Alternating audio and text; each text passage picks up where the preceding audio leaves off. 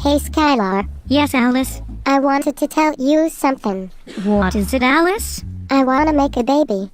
But we need to go over the basics on how that happens. Okay, then tell me how. But I only have the parts down on what I have to do. I want to learn more about what the boy has to do. Okay, Alice, I will tell you what I have to do first. Yay. So first, the sperm are produced in the small seminiferous tubules of my testicles. These are the oval-shaped glands protected by my scrotum. My scrotum helps maintain the temperature for my testicles. After my sperm cells mature in the epididymis or high school, before a man can ejaculate, the tissue around the penis becomes engorged in blood. This causes my penis to get bigger in length and width, which is known as an erection.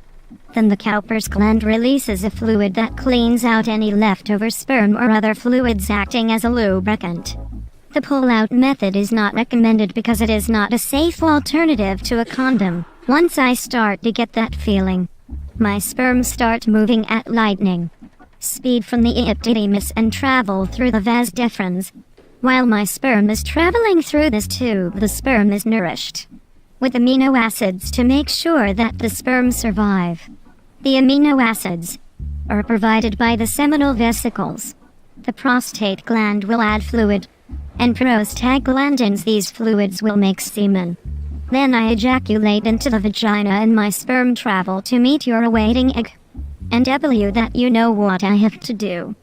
Tell me more about what the girl has to do. Well, since my ovaries produce only 400 eggs in my life and they are released monthly during my ovulation period, we can make a baby anytime.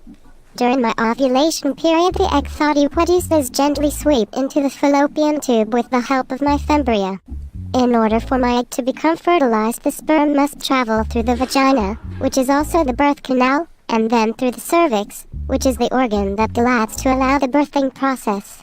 Passage through this large pear-shaped organ known as the uterus, which is lined by thick muscle tissue known as the endometrium. This tissue will develop into the placenta when pregnancy occurs.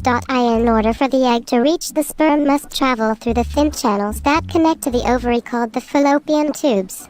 If the egg happened to implant in that area, that would cause multiple problems like ectopic pregnancy. If the egg does not become fertilized several days after it's released, the inner lining of the uterus will shed. This process is known as menstruation. Finally, the external female reproductive organs include the labia, which are the lips of the vagina.